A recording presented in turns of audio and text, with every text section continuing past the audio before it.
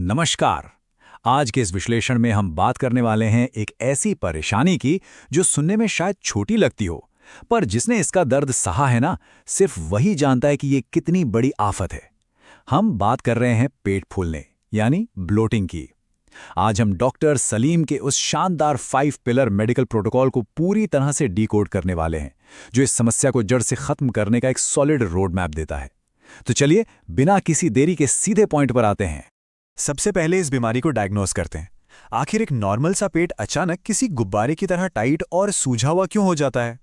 होता क्या है कि जब हम कुछ ऐसा खाते हैं जो पचते वक्त बहुत ज्यादा गैस बनाता है, या फिर खाने के साथ हम ढेर सारी हवा भी अंदर निगल लेते हैं, तो ये एक्सेस गैस पेट में फंस जाती है। और यकीन मानिए, ये किसी भी इंसान के लिए एक बेहद दर्दनाक और बेचैन करने वाली स्थिति होती है। अब ऐसी बेचैनी में हम सबसे पहले क्या करते हैं? फटाफट कोई एंटासिड सिरप पी लेते हैं, राइट? पर सच कहूं तो ये सिर्फ एक टेम्पररी बैंडेड की तरह काम करता है। ये कुछ देर के लिए लक्षणों को दबा जरूर देता है, पर डाइजेशन की उस असली रूट कॉज का इलाज बिल्कुल नहीं करता जो अंदर ही अंदर गैस पैदा कर रही है। और इसीलिए ये प्रॉब्लम बार बार लौटकर आती है। इसीलिए इस प्रॉब्लम को कंप्लीटली क्योर करने के लिए हम इस स्ट्रक्चर्ड 5 पिलर प्रिस्क्रिप्शन पर चलेंगे, जिसमें हम बात करेंगे गट फ्लोरा को ठीक करने की, चबाने के सही तरीके की, नेचुरल औषधियों की, सही डाइट की और आखिर में डाइजेशन को नेचुरल तरीके से आगे बढ़ाने की। तो आइए अपने पहले पिलर से शुरुआत करते हैं, जो है गट फ्लोरा रेस्टोरेशन, यानी पेट के अंदर एक हेल्दी बैक्टीरियल बैलेंस बनाना। आपने प्रोबायोटिक्स का नाम तो जरूर सुना होगा। दरअसल ये हमारे पेट के वो जिंदा और गुड बैक्टीरिया होते हैं जो खाने को पचाने, न्यूट्रिएंट्स को एब्जॉर्ब करने और एक्सेस गैस बनने से रोकने का काम करते हैं। अगर आरामदायक और गैस फ्री डाइजेशन चाहिए तो इन अच्छे बैक्टीरिया का बैलेंस मेंटेन करना एब्सोल्युटली क्रूशियल है। ये कोई छोटी बात नहीं है। और इन नेचुरल प्रोबायोटिक्स को बॉडी में बढ़ाने के लिए एक बहुत ही सिंपल सी morning gut health checklist follow की जा सकती है। रोज सुबह 1 कटोरी दही लीजिए और उसमें थोड़ा सा गुड़ या धागे वाली मिश्री मिलाकर खाइए। या फिर दिन में एक बार 1 ग्लास पानी में 1 चम्मच एप्पल साइडर विनेगर मिलाकर पी लीजिए। ये दोनों ही तरीके हमारे गट फ्लोरा को नरिश करने के लिए एकदम परफेक्ट हैं। चलिए अब आते हैं अपने दूसरे पिलर पर, जो सीधा जुड़ा है हमारे खाने के तरीके से, यानी मैकेनिकल ब्रेकडाउन। यहाँ बॉडी का फिजिकल लॉजिक समझना जरूरी है। हम लोग अक्सर बहुत जल्दबाजी में खाते हैं। इससे हम खाने के साथ ढेर सारी हवा भी निगल लेते हैं, जिससे पेट को ओवरवर्क करना पड़ता है। वहीं दूसरी तरफ जब हम आराम से और माइंडफुल होकर चबा चबा कर खाते हैं तो खाना मुंह में ही लगभग लिक्विड बन जाता है। इससे पाचन तंत्र पर बर्डन कम पड़ता है और पेट और दिमाग के बीच एक सही कनेक्शन बनता है कि हाँ, अब पेट भर गया है। और हाँ, जरूरत से ज्यादा खाना या ओवर ईटिंग करना, इससे तो बिल्कुल बचना चाहिए, क्योंकि जब हम पेट को ऊपर तक भर लेते हैं तो खाना लंबे समय तक पेट में फंसा रहता है। उसे पचाने के लिए बॉडी को मैसिव अमाउंट में एसिड निकालना पड़ता है। लिटरली हम अपने ही पेट को एक ओवरवर्क गैस फैक्ट्री में बदल देते हैं। अब बात करते हैं तीसरे पिलर की, क्लिनिकल बोटैनिकल एड्स। सुनने में बड़ा साइंटिफिक शब्द लगता है, पर यह हमारी रसोई में रखी वो नेचुरल औषधियां हैं जो डायरेक्टली पेट को शांत करती हैं। सबसे पहले अदरक का नुस्खा देखिए। बस 1 चम्मच ताजे अदरक को कद्दूकस कर लीजिए और उसे 1 ग्लास पानी में तब तक उबालिए जब तक पानी 3/4 यानी 75% न रह जाए।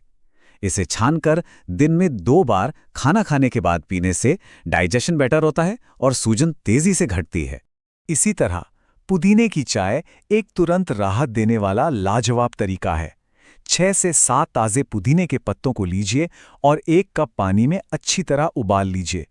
अगर आपका पेट भारी लग रहा है तो इस गर्मा गर्म पुदीने के पानी को पीने से जादू की तरह आराम मिलता है। लेकिन अगर अचानक से बहुत तेज दर्द उठे तब क्या करें? वहां काम आएगी अजवाइन। 1 चम्मच अजवाइन को धीमी आंच पर हल्का भूनिए और थोड़ा सा कूट लीजिए ताकि उसके नेचुरल ऑयल्स बाहर आ जाएं। फिर 1 चुटकी काले नमक के साथ इसे पानी से निगल लीजिए। ये हाईली इफेक्टिव ट्रेडिशनल रेमेडी है जिसका असर एकदम क्विक होता है। अब आते हैं चौथे और एक बहुत ही क्रूशियल पिलर पर, डाइटरी रेस्ट्रिक्शंस, यानी गैस पैदा करने वाले खाने की पहचान और उनसे बचाओ। देखिए, कुछ कॉम्प्लेक्स कार्ब्स और सब्जियां ऐसी होती हैं जो हमारी आंतों में जाकर हेविली फर्मेंट होती हैं। इस टेबल में आप देख सकते हैं फलियां जैसे राजमा और उड़द दाल, पत्ता गोभी और ब्रोकली जैसी सब्जियां, या कच्चा प्याज और लहसुन। जिन्हें सिवियर ब्लोटिंग की दिक्कत है, उनके लिए इन सबको पहचानना और रिस्ट्रिक्ट करना बहुत ज़रूरी है। और फिजी ड्रिंक्स की अगर बात करें तो फिजिक्स को समझिए। कार्बोनेटेड सोडाज दरअसल कंप्रेस्ड और घुली हुई गैस को सीधा हमारे पेट में छोड़ देते हैं। जब यह लिक्विड पेट में जाता है तो उसकी गैस आक्रामक रूप से फैलती है, जिससे पेट का इंटरनल प्रेशर सीधा डेंजर जोन में चला जाता है।